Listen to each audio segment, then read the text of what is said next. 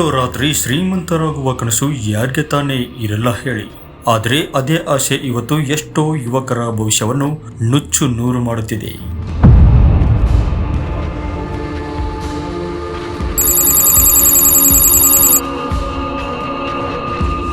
ಹೌದು, ನಾನು ಮಾತನಾಡುತ್ತಿರುವುದು ಕ್ರಿಕೆಟ್ ಬೆಟ್ಟಿಂಗ್ ಬಗ್ಗೆ. IPL ಅಥವಾ ಇನ್ಯಾವುದೇ ಮ್ಯಾಚ್ ಬಂದರೆ ಸಾಕು ಬೆಟ್ಟಿಂಗ್ ಆ್ಯಪ್ಗಳ ಹಾವಳಿ ಶುರು. ಆದರೆ ಇದು ನಿಜಕ್ಕೂ ಲಾಭದಾಯಕವೇ? ಬನ್ನಿ ಇವತ್ತಿನ ವಿಡಿಯೋದಲ್ಲಿ ಇದರ ಕರಾಳ ಸತ್ಯವನ್ನು ಬಿಚ್ಚಿಡೋಣ.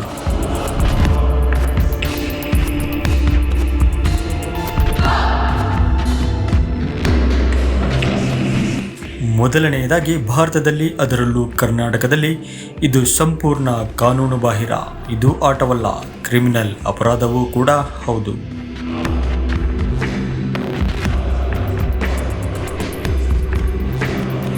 ಆನ್ಲೈನ್ ಬೆಟ್ಟಿಂಗ್ ಅಂದರೆ ಇದು ಯಾರು ಟಾಸ್ ಗೆಲ್ತಾರೆ ಅಥವಾ ಯಾರು ಮ್ಯಾಚ್ ಗೆಲ್ತಾರೋ, ಮುಂದಿನ ಬಾಲ್ನಲ್ಲಿ 6 ಹೋಗುತ್ತಾ ಅಥವಾ ಇಲ್ಲವೋ ಎಂದು ಹಣ ಕಟ್ಟುವುದು ಕೇವಲ ಅದೃಷ್ಟದ ಆಟ. ಇದು ಒಪ್ಪಟ ಜೂಜು ಮತ್ತು ಭಾರತದಲ್ಲಿ ಸಂಪೂರ್ಣ ಕಾನೂನು ಬಾಹಿರ. ಕೇಂದ್ರ ಮತ್ತು ರಾಜ್ಯ ಕಾನೂನುಗಳ ನಿಯಂತ್ರಣ. ಭಾರತದ ಸಂವಿಧಾನದ ಪ್ರಕಾರ ಬೆಟ್ಟಿಂಗ್ ಮತ್ತು ಜೂಜು ಅಂದರೆ ಪ್ರತಿಯೊಂದು ರಾಜ್ಯವು ಇದರ ಮೇಲೆ ತನ್ನದೇ ಆದ ಕಾನೂನುಗಳನ್ನು ಹೊಂದಿದೆ. ಕರ್ನಾಟಕದಲ್ಲಿ ಇದನ್ನು ಕರ್ನಾಟಕ ಪೊಲೀಸ್ ಕಾಯ್ದೆ ಅಂದರೆ ಕರ್ನಾಟಕ ಪೊಲೀಸ್ ಆಕ್ಟ್ ಅಡಿಯಲ್ಲಿ ನಿಯಂತ್ರಿಸಲಾಗುತ್ತದೆ. ಇದರ ಪ್ರಕಾರ ಯಾವುದೇ ರೀತಿಯ ಜೂಜಾಟದಲ್ಲಿ ಭಾಗವಹಿಸುವುದು, ಬೆಟ್ಟಿಂಗ್ ಅಡ್ಡೆಗಳನ್ನು ನಡೆಸುವುದು ಅಥವಾ ಅದಕ್ಕೆ ಸಹಾಯ ಮಾಡುವುದು ಶಿಕ್ಷಾರ್ಹ ಅಪರಾಧವಾಗಿದೆ. ವಿದೇಶಿ ಆ್ಯಪ್ಗಳು ಮತ್ತು ಫೇಮಾ ಕಾಯ್ದೆ. ಇಂಟರ್ನೆಟ್ನಲ್ಲಿ ಕಾಣಸಿಗುವ ಬಹುತೇಕ ದೊಡ್ಡ ಬೆಟ್ಟಿಂಗ್ ಆ್ಯಪ್ಗಳು ಭಾರತದವುಗಳಲ್ಲ. ಅವುಗಳು ವಿದೇಶದಿಂದ ಕಾರ್ಯನಿರ್ವಹಿಸುತ್ತವೆ. ಭಾರತದ ಬ್ಯಾಂಕ್ ಖಾತೆಗಳ ಮೂಲಕ ಈ ಆ್ಯಪ್ಗಳಿಗೆ ಹಣ ಜಮಾ ಮಾಡುವುದು ಅಥವಾ ಅಲ್ಲಿಂದ ಹಣ ಪಡೆಯುವುದು ವಿದೇಶಿ ವಿನಿಮಯ ನಿರ್ವಹಣಾ ಕಾಯ್ದೆಯ ಉಲ್ಲಂಘನೆಯಾಗುತ್ತದೆ. ಜೊತೆಗೆ ಇದು ಅಕ್ರಮ ಹಣ ವರ್ಗಾವಣೆ ಅಂದರೆ ಮನಿ ಲ್ಯಾಂಡ್ರಿಂಗ್ ಪ್ರಕರಣಗಳಿಗೂ ದಾರಿ ಮಾಡಿಕೊಡುತ್ತದೆ. ಸೈಬರ್ ಪೊಲೀಸರು ಇಂತಹ ವಹಿವಾಟುಗಳನ್ನು ಪತ್ತೆ ಹಚ್ಚಿ ಬ್ಯಾಂಕ್ ಖಾತೆಗಳನ್ನು ತಕ್ಷಣವೇ ಬ್ಲಾಕ್ ಮಾಡುತ್ತಾರೆ. ಬೆಟ್ಟಿಂಗ್ ಜಾಹೀರಾತುಗಳ ಮೇಲಿನ ನಿಷೇಧ. ಭಾರತ ಸರ್ಕಾರದ ಮಾಹಿತಿ ಪ್ರಕಾರ ಪ್ರಸಾರ ಸಚಿವಾಲಯವು ಟಿವಿ ಚಾನೆಲ್ಗಳು, ಡಿಜಿಟಲ್ ಮಾಧ್ಯಮಗಳು, ವೆಬ್ಸೈಟ್ಗಳು ಮತ್ತು ಯೂಟ್ಯೂಬರ್ಗಳಿಗೆ ಕಟ್ಟುನಿಟ್ಟಾದ ಸೂಚನೆ ನೀಡಿದೆ. ಯಾವುದೇ ಬೆಟ್ಟಿಂಗ್ ಆ್ಯಪ್ಗಳ ಜಾಹೀರಾತುಗಳನ್ನು ಪ್ರಸಾರ ಮಾಡುವುದು ಅಥವಾ ಪ್ರಮೋಟ್ ಮಾಡುವುದು ಸಂಪೂರ್ಣ ನಿಷೇಧಿಸಲಾಗಿದೆ. ಇದನ್ನು ಉಲ್ಲಂಘಿಸಿದರೆ ಕಾನೂನು ಕ್ರಮ ಜರುಗಿಸುವ ಎಚ್ಚರಿಕೆಯನ್ನು ನೀಡಲಾಗಿದೆ. ಶಿಕ್ಷೆ ಮತ್ತು ದಂಡ. ಆನ್ಲೈನ್ನಲ್ಲಿ ಅಥವಾ ಆಫ್ಲೈನ್ ಬೆಟ್ಟಿಂಗ್ನಲ್ಲಿ ಸಿಕ್ಕಿಬಿದ್ದರೆ ಪೊಲೀಸರು FIR ದಾಖಲಿಸುತ್ತಾರೆ. ಅಪರಾಧದ ತೀವ್ರತೆ ಮತ್ತು ಅದರಲ್ಲಿರುವ ಹಣದ ಮೊತ್ತದ ಆಧಾರದ ಮೇಲೆ ದಂಡದ ಜೊತೆಗೆ ಜೈಲು ಶಿಕ್ಷೆಯೂ ಆಗುವ ಅವಕಾಶ ಕಾನೂನಿನಲ್ಲಿದೆ. ಇದಕ್ಕಿಂತ ಹೆಚ್ಚಾಗಿ ಒಮ್ಮೆ ಪೊಲೀಸ್ ಕೇಸ್ ಆದರೆ ಭವಿಷ್ಯದಲ್ಲಿ ಉದ್ಯೋಗ, ಪಾಸ್ಪೋರ್ಟ್ ಅಥವಾ ವೀಸಾ ಪಡೆಯಲು ದೊಡ್ಡ ತೊಡಕಾಗುತ್ತದೆ. ಇಷ್ಟೇ ಅಲ್ಲದೆ ಆನ್ಲೈನ್ ಬೆಟ್ಟಿಂಗ್ ಮತ್ತು ಜೂಜಾಟವು ಕೇವಲ ಕಾನೂನು ಅಥವಾ ಆರ್ಥಿಕ ವಿಷಯವಲ್ಲ. ಇದು ಸಮಾಜದ ಮೇಲೆ, ವಿಶೇಷವಾಗಿ ಕುಟುಂಬಗಳ ಮೇಲೆ ಆಳವಾದ ಪ್ರಭಾವ ಬೀರುತ್ತದೆ. ಮೊದಲನೆಯದಾಗಿ ಆರ್ಥಿಕ ಸಂಕಷ್ಟ ಮತ್ತು ಸಾಲದ ಸುಳಿ. ಇದು ಅತ್ಯಂತ ಭಯಾನಕ ಪರಿಣಾಮವಾಗಿದೆ. ಆನ್ಲೈನ್ ಆಟಗಳು ಸುಲಭವಾಗಿ ಹಣ ಗಳಿಸುವ ಆಮಿಷ ತೋರಿಸುತ್ತವೆ ಮತ್ತು ಅತಿ ವೇಗವಾಗಿ ನಷ್ಟವನ್ನು ಅನುಭವಿಸುವಂತಾಗುತ್ತದೆ. ಡಿಜಿಟಲ್ ಹಣವಾಗಿರುವುದರಿಂದ ಜನರು ಅದರ ಮೌಲ್ಯವನ್ನು ಮರೆತು ಅತಿ ವೇಗವಾಗಿ ಹಣ ಕಳೆದುಕೊಳ್ಳುತ್ತಾರೆ. ಸಾಲಬಾಧೆ ಅಂದರೆ ಕಳೆದುಕೊಂಡ ಹಣವನ್ನು ಮರಳಿ ಪಡೆಯುವ ಅಂದರೆ ಲಾಸ್ ಚೇಜಿಂಗ್ ಹಠಕ್ಕೆ ಬಿದ್ದು ಕ್ರೆಡಿಟ್ ಕಾರ್ಡ್, ವೈಯಕ್ತಿಕ ಸಾಲ ಅಥವಾ ಪರಿಚಯಸ್ಥರಿಂದ ಸಾಲ ಮಾಡಿ ದೊಡ್ಡ ಸುಳಿಗೆ ಸಿಲುಕುತ್ತಾರೆ.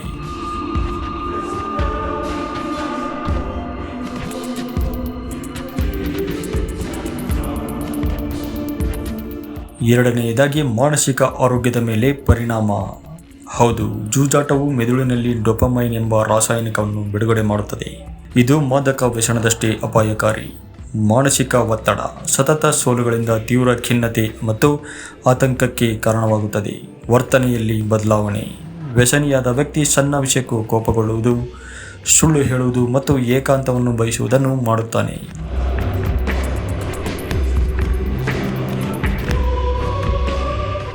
ಮೂರನೆಯದಾಗಿ ಕುಟುಂಬದ ಮೇಲೆ ಪ್ರಭಾವ. ಕುಟುಂಬದ ನೆಮ್ಮದಿಯ ಮೇಲೆ ಇದು ನೇರ ಪರಿಣಾಮ ಬೀರುತ್ತದೆ. ನಂಬಿಕೆಯ ದ್ರೋಹ. ಮನೆಯವರಿಗೆ ತಿಳಿಯದಂತೆ ಉಳಿತಾಯದ ಹಣ ಅಥವಾ ಒಡವೆಗಳನ್ನು ಅಡವಿಟ್ಟು ಆಡುವುದು ದಂಪತಿಗಳ ನಡುವೆ ವಿಚ್ಛೇದನ ಅಥವಾ ದೊಡ್ಡ ಜಗಳಗಳಿಗೆ ಕಾರಣವಾಗುತ್ತದೆ.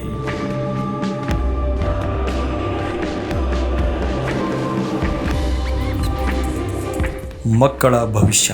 ಮನೆಯಲ್ಲಿ ಆರ್ಥಿಕ ಮತ್ತು ಮಾನಸಿಕ ಅಸ್ಥಿರತೆ ಇದ್ದಾಗ ಮಕ್ಕಳ ಶಿಕ್ಷಣ ಮತ್ತು ಅವರ ಮಾನಸಿಕ ಬೆಳವಣಿಗೆಯ ಮೇಲೆ ಕೆಟ್ಟ ಪರಿಣಾಮ ಬೀರುತ್ತದೆ. ಇನ್ನು 4ನೇದಾಗಿ ಯುವ ಜನತೆ ಮತ್ತು ವಿದ್ಯಾರ್ಥಿಗಳ ಮೇಲೆ ಪ್ರಭಾವ. ಹೌದು, ಇಂದಿನ ದಿನಗಳಲ್ಲಿ ಸ್ಮಾರ್ಟ್ ಫೋನ್ ಕೈಯಲ್ಲಿರುವುದರಿಂದ ವಿದ್ಯಾರ್ಥಿಗಳು ಸುಲಭವಾಗಿ ಇದಕ್ಕೆ ಬಲಿಯಾಗುತ್ತಿದ್ದಾರೆ. ವಿದ್ಯಾಭ್ಯಾಸದ ಕಡೆಗೆ ಆಸಕ್ತಿ ಕಡಿಮೆ, ಸುಲಭವಾಗಿ ಹಣ ಸಿಗುತ್ತದೆ ಎಂದು ನಂಬುವ ಯುವಕರು ಕಷ್ಟಪಟ್ಟು ಓದುವ ಅಥವಾ ಕೆಲಸ ಮಾಡುವ ಮನಸ್ಥಿತಿಯನ್ನು ಕಳೆದುಕೊಳ್ತಾರೆ. Gaming versus gambling. ಅನೇಕರು ಗೇಮ್ ಆಡುತ್ತಿದ್ದೇವೆ ಎಂದುಕೊಂಡು ಗ್ಯಾಮ್ಲಿಂಗ್ ಆರಂಭಿಸುತ್ತಾರೆ, ಅಂದರೆ ಜೂಜು. ಇದು ಹವ್ಯಾಸವಾಗಿ ಆರಂಭವಾಗಿ ನಂತರ ವ್ಯಸನವಾಗಿ ಬದಲಾಗುತ್ತದೆ.